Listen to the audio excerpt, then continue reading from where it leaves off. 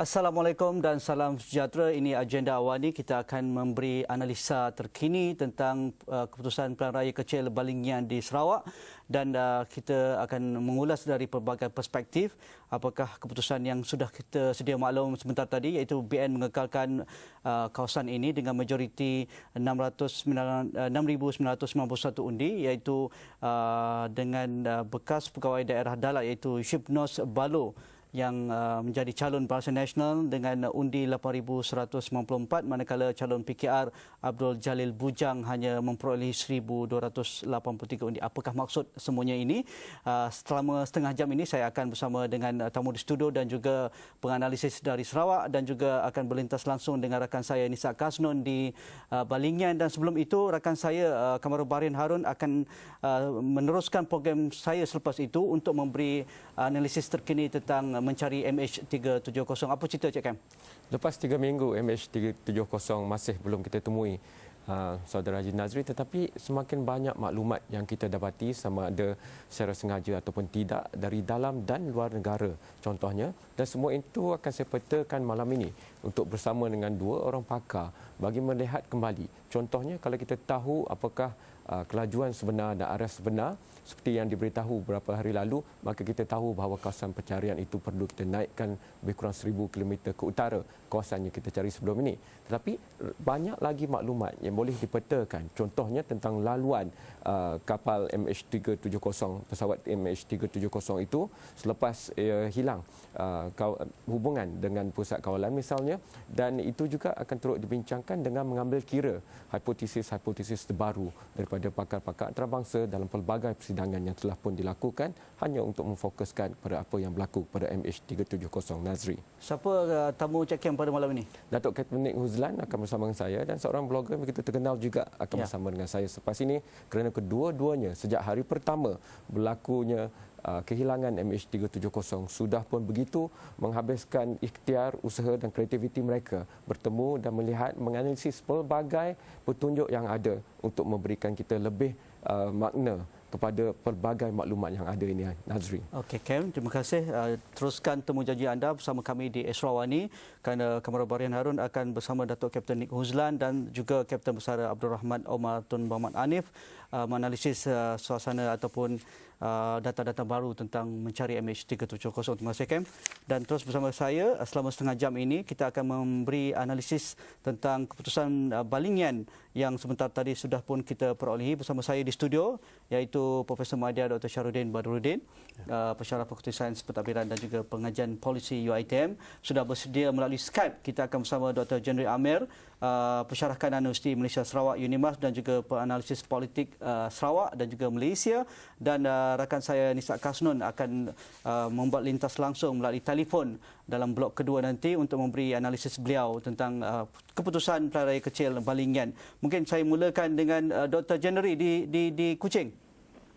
Assalamualaikum, Haji. Waalaikumsalam. Dr. Jenry, analisis awal dengan keputusan Shipnos Balo mengekalkan status quo BN di Balingian dengan majoriti yang agak besar. Ya, ini bukan suatu mengejutkan. Malah saya sendiri telah meramalkan Barisan Nasional dengan calon baru itu, muka baru, dapat meraih sekitar 7,000 undi. Ya. Jadi hampir kurang 89 undi jangkaan saya, tapi tidaklah meleset. Ya. Ini adalah kerana beliau merupakan muka baru, dan sebagai muka baru sudah pasti beliau diterima dengan baik. Dan peningkatan sebanyak 1,757 undi berbanding dengan pilihan raya negeri sebelum ini merupakan suatu yang memang bukan di luar penjagaan, memang sudah dijagakan. Ya. Kerana kawasan ini, Balingian ini merupakan kubu kuat Barisan Nasional untuk lebih 40 tahun. Kawasan ini tidak pernah jatuh ke tangan pembangkang.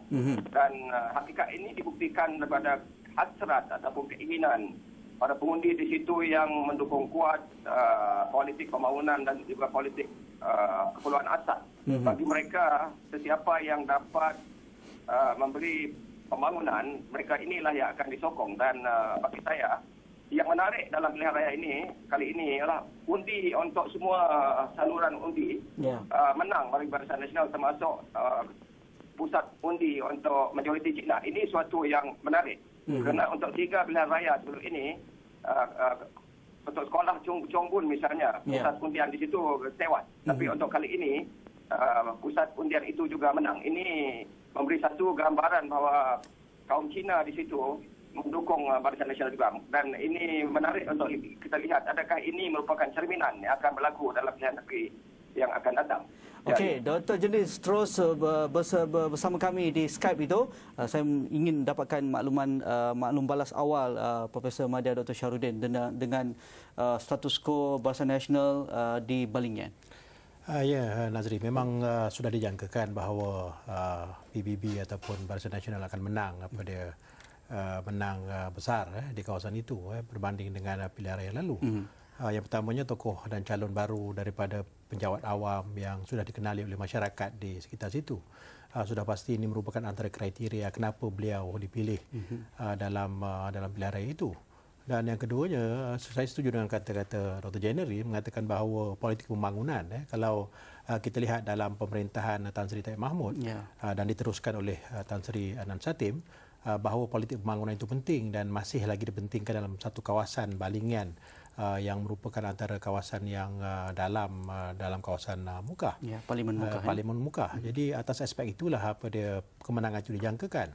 Dan kita boleh melihat bukan saja politik pembangunan itu tetapi perwatakan calon.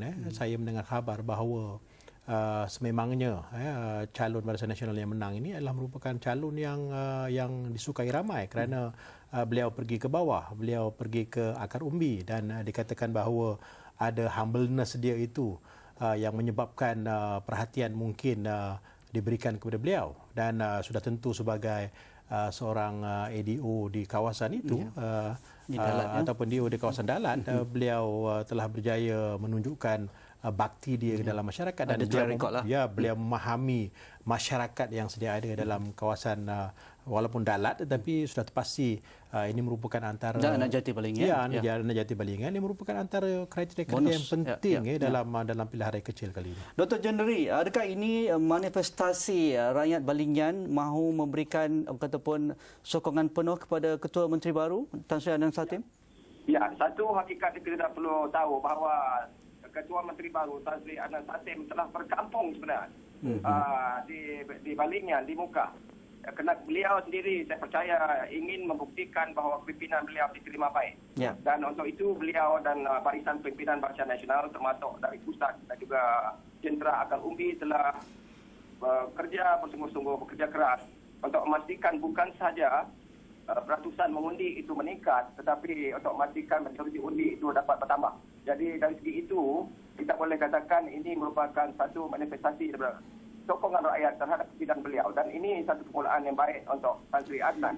Dan yang menjadi cabaran sekarang ialah Barisan Nasional melalui calon mereka perlu memastikan segala janji yang telah ditaburkan sepanjang 2 minggu lalu dapat direalisasikan. Termasuk sekolah di kampung calon wakil rakyat baru ini, iaitu Kampung Tilian. Dan satu yang menarik untuk Kampung Tilian ini, kawasan kawasan beliau sendiri, beliau telah menang begitu besar 906 undi berbanding dengan 16 undi dimenangi oleh Pakatan Rakyat. Dan ini kampung saya, Tuan Haji Nazri. Dan saya secara peribadi gembira apabila Tim Malam Perdana Menteri telah berjanji untuk melaksanakan pembinaan sekolah di kampung itu telah diroboh selama lebih 10 tahun.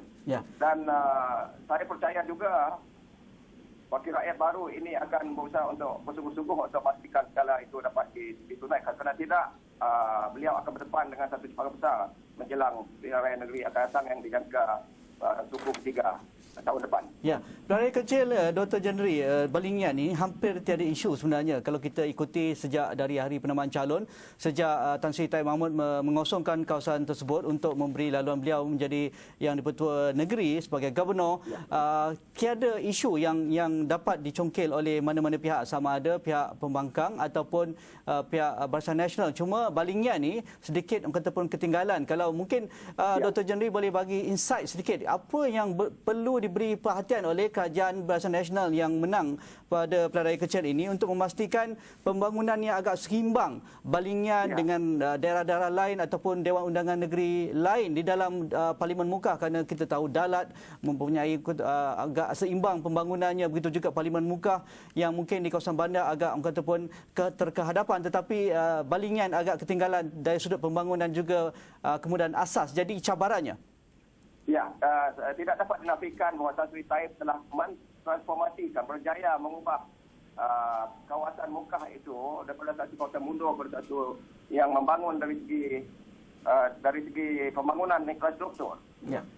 Tetapi saya masih beranggapan bahawa masih banyak lagi perkara yang perlu dilakukan. Ini termasuk dari segi NCR, tanah NCR yang membabitkan masyarakat pengundi Iban di situ, dan ini menjadi isu duri dalam daging. Selain daripada kerajaan perlu juga memastikan bahawa mereka berupaya untuk mewujudkan peluang pekerjaan yang lebih banyak dengan menggerakkan aktiviti ekonomi. Dan ini menyebabkan ketiadaan peluang pekerjaan di situ telah menyebabkan para pengundi dan penduduk khususnya generasi muda di situ berhijrah ke bandar-bandar besar.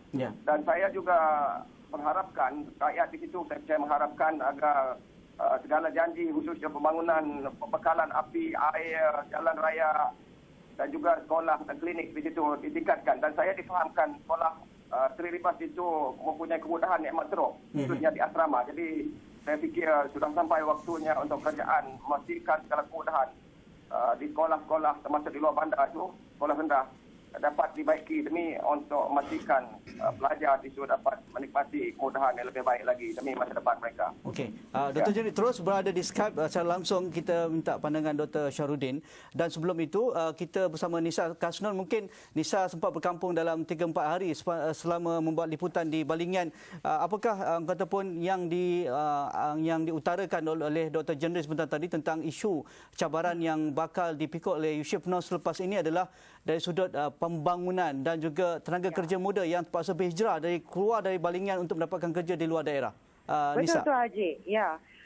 Di antara di antara isu-isu yang diutarakan oleh penduduk-penduduk di sini adalah isu pengangguran, di mana kalau kita lihat di sini dapat menyaksikan ramai anak muda berhijrah ke bandar-bandar lain untuk cari kerja, di mana kurangnya kerja-kerja di sini untuk anak muda mengisi ruang itu. Dan antara lain antara tanggungjawab yang perlu digalas oleh YB Yosip ni juga adalah sebagai penduduk asal di Kampung Telian, kita tahu isu sekolah di kampung tersebut, di mana penduduk yang meminta sekolah di situ selepas 10 tahun terpaksa menumpang di sekolah kebangsaan Mukah, di mana menurut kata penduduk jarak daripada sekolah kebangsaan Telian yang dulunya berada di Kampung Telian antara dengan sekolah kebangsaan Mukah adalah lebih kurang 5 km. Dan mereka mahu sekolah kebangsaan Telian seperti yang dijanjikan dapat dibina di Kampung Telian itu sendiri. Haji. Okey, terima kasih Nisa.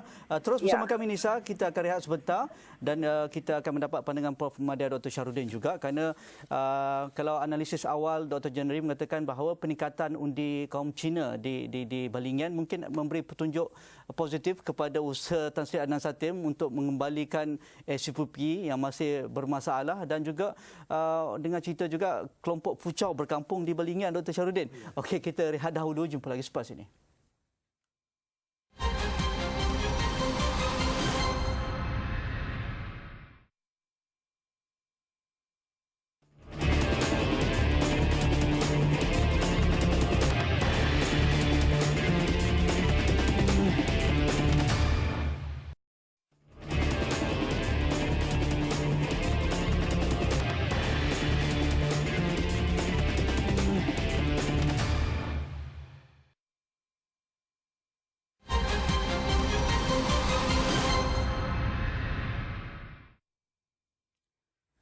Kembali dalam agenda awal ini, kami masih menganalisis pilihan raya kecil Balingian. Keputusan yang sudah kita perolehi, BN mengekalkan kawasan tersebut dengan majoriti 6,991 undi.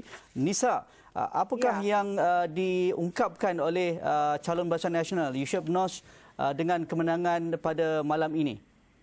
Okey, dia mengucapkan terima kasih banyak kepada rakyat yang sudi memberi kepercayaan kepada beliau untuk mentadbir Radun Balingian, dan pada masa sama apabila beliau ditanya mengenai adakah sebelum ni beliau adalah seorang pegawai daerah dan beliau menang dengan satu majoriti undi yang besar, adakah beliau akan berubah selepas ini? Namun jawab beliau mudah, beliau akan tetap sama seperti dulu, akan terus sama seperti dulu dan tetap down to earth, humble, dan akan terus menunaikan janji-janji ataupun permintaan yang diminta oleh rakyat kepada dia satu persatu dan secara konsisten. Beliau faham tidak boleh diselesaikan secara sekaligus, bagaimanapun beliau berjanji akan menyelesaikan isu-isu tersebut satu persatu dan secara konsisten. Haji. Terima kasih Nisa. Nisa ada tugasan yang perlu diselesaikan. Kita lepaskan Nisa. Terima kasih Nisa. Itu tadi Nisa Kasnon, wartawan Esrawani di Balingian. Dr. Syahrudin, dengan keputusan ini memberi petunjuk kepada Barisan Nasional Sarawak untuk melangkah lebih yakin selepas peralihan kuasa yang tersusun berlaku sebelum ini. Ya, sudah tentu. Kalau kita lihat sejarah politik Sarawak, misal kata, lazimnya setiap kali berlaku peralihan kuasa, dia mesti mengadakan suatu pilihan raya, ibarat referendum lah. Ya, untuk mendapat mandat. Walaupun daerah kecil, Ya, dia akan cuba untuk mendapatkan mandat baru. Kerana kita ketahui bahawa kali terakhir pilihan raya negeri Sarawak adalah 2011. Jadi bermaksud maksimumnya 2016. Jadi possibility pilihan raya itu akan diadakan pada lebih awal daripada yang sepatutnya. Selalunya pilihan raya kecil itu akan menjadi petunjuk, petunjuk kepada apa yang akan berlaku dan bagaimana target dan sasaran yang akan dilakukan, seperti mana kata Nazri tadi tentang possibility ataupun berkemungkinan adakah masyarakat Cina akan beralih ke tidak berdasarkan kepada pilihan raya yang kecil ini. Possibility itu boleh berlaku juga kerana kalau kita lihat sejak tahun 2006 pilihan raya negeri Sarawak 2006 bermaksud di sini hampir 8 tahun. Sudah tentu kalau mengikut teori gelombang politik, hayunan politik. Adakah alasan ini ataupun penyebab ini terlalu awal, kerana kita tahu juga kita memahami kelompok Tionghoa di Sarawak. Mungkin berbeza kelompok Tionghoa di bandar-bandar utama Bintulu, Sibu, Miri dan juga Kuching berbanding di pekan-pekan kecil misalnya. Bagaimana political view mereka? Ya, nature politik itu sudah tentu berbeza. Kalau kita lihat akses yang sedia ada, misal kata berbanding dengan antara kelompok-kelompok Cina, misal kata yang duduk di kawasan bandar dengan kawasan luar bandar. Hatta misal kata kalau kita lihat Sibu sendiri, antara kawasan bandar Sibu itu dengan Lanang, walaupun sebelah misal kata, tetapi kedudukan geografinya yang berbeza itu menyebabkan satu suasana yang berbeza. Jadi ini mungkin juga berlaku dalam konteks di negeri di Balingian, kerana walaupun penduduk Cinanya lebih kurang dalam 1,000 lebih, tetapi ada juga misal kata engagement antara bisnes dan dengan pentadbiran dan dengan politik, dan ini merupakan antara perkara yang diperlukan. Dan kalau kita lihat pun pilihan raya ini pilihan raya kecil, dia bukannya pilihan raya negeri Sarawak, tetapi maknanya bagi pakar-pakar strategis untuk memastikan supaya pilihan raya akan datang itu akan mengikuti apa yang berlaku dalam konteks Balingian, maka itu merupakan antara petunjuk-petunjuk awal. Saya bagi contoh, misal kata dalam konteks pilihan raya kecil ini di Selangor, hijau itu merupakan satu petanda kepada pilihan raya tahun 2008. Berkemungkinan apa yang berlaku dalam konteks Balingian ini merupakan antara petunjuk yang boleh dijadikan sebagai sandaran. Jadi kerana itulah dari segi strategi politik sebelum wujudnya pilihan raya negeri Sarawak akan datang, petunjuk-petunjuk ini merupakan antara petunjuk yang boleh dijadikan sebagai, macam Haji kata tadi, referendum kepada politik Sarawak. Okey, di talian kita bersama Profesor Madya Dr. Ahmad Nizamuddin Sulaiman. Dr. Ahmad Nizamuddin, adakah peningkatan undi kaum Tionghoa di Balingian ini mungkin kerana kita sedia maklum juga integrasi antara kaum di Balingian begitu rapat, dan apatah lagi PN menampilkan calon yang sudah biasa dengan kawasan tersebut, ini mungkin memberi kelebihan kepada calon BN menang dengan majoriti lebih besar dan mendapat undi kaum Tionghoa. Dr. Ahmad Nizamuddin? Ya, memang sebenarnya saya pun tak dapat figure yang sebenar berapa tambahan pengundi-pengundi Cina yang menyokong BN. Tetapi peratusan yang ada bagi pengundi Cina di situ hanya lebih kurang 12%. Itu bukanlah peratusan yang besar, sekitar lebih sikit pada 10% sahaja. Bagaimanapun bilangan mereka ni kalau bertambah pun hanyalah kerana bilangan yang turun mengundi bagi pihak yang menyokong pembangkang itu berkurangan. Sebab saya melihat pilihan raya ni bukanlah satu pilihan raya yang signifikan. Dia hanya sebab peletakan jawatan CM dan usaha mencari ganti itu dilakukan dan kedudukan di dalam DUN tidak memberi apa-apa makna. Sekiranya di dalam DUN tu umpamanya 49 dengan 51, maksudnya maka pengundian ini adalah sangat signifikan. Menang atau kalah siapa-siapa pun di dalam pilihan raya ini, dia tidak memberi apa-apa makna kepada DUN, dan dengan itulah dia punya komposisi tadi tu kurang tambah sana sini dan sebagainya itu berlaku, tetapi bukanlah dalam bilangan yang besar. Okey, terima kasih atas analisis awal Dr. Ahmad Nizamuddin. Terima kasih Dr. Ahmad Nizamuddin. Terima kasih. Dr. Jendri, bagaimana kita membaca keseluruhan keputusan ini, biarpun seperti mana Dr. Jendri katakan tadi dan juga Dr. Ahmad Nizamuddin mengatakan ini sebahagian daripada proses politik dan juga proses pilihan raya. Pastinya pihak strategis politik menjadikan indikator juga, walaupun sedikit sebanyak tiada mengubah apa-apa, tetapi bagaimana pilihan raya akan datang untuk negeri Sarawak misalnya memberi dari sudut strategi untuk mendapatkan undi lebih baik di kalangan pengundi di bandar misalnya, terutama di kalangan pengundi Cina dan juga di kalangan parti-parti komponen Barisan Nasional di Sarawak. Ya, saya percaya bahawa apa yang berlaku dalam pilihan raya negeri akan datang tidak akan jauh atau banyak berubah berbanding dengan 2011. Kalaupun Barisan Nasional menang, dia akan menang 2-3 kursi lagi. Dan Pakatan Rakyat akan kalah 2 atau 3 kursi begitu. Kerana hakikatnya kami ada forum di sini untuk SUP Haji Nazri 2 minggu lepas, dan saya telah menjadi ahli panelnya, dan berdasarkan feedback maklum balas daripada penyokong SUP dan ahli SUP dan juga masyarakat Cina di situ, kelihatannya sentimen mereka masih lagi kuat, dan mereka mahu soal-soal kepimpinan Tan Sri Tahib ini adalah satu hal. Dan banyak lagi hal lain yang perlu ditangani ataupun diselesaikan, yang perlu diselesaikan oleh kerajaan negeri. Dan ini termasuk juga betapa pentingnya dua puak dalam SUP itu meleraikan segala kekusutan ataupun konflik pertelagahan yang berlaku dalam SUP. Selagi pertelagahan itu tidak berjaya diselesaikan, walaupun ada usaha siri yang pihak Ketua Menteri Baru, selagi itulah masyarakat Cina tidak akan menyokong Barisan Nasional. Mereka sudah muak sebenarnya dengan pertelagahan ini. Mereka harus mengetepikan segala perbezaan dan sebagainya. Okey, terima kasih Dr. Jendri. Terima kasih Dr. Jendri atas pandangan tersebut. Terima kasih pada Prof. Madya Dr. Syahrudin. Dan juga melalui telefon tadi kita mempunyai Profesor Madya Dr. Ahmad Nizamuddin Sulaiman dan rakan saya Nisa Kasnon, dan kita akan memberi liputan selepas ini tentang PRK Balingian lagi melalui Buletin Awani, dan terus bersama kami selepas ini rakan saya Kamarul Barin Harun akan terus memberi analisa tentang mengenang MH370. Assalamualaikum, insya-Allah kita jumpa lagi. Terima kasih.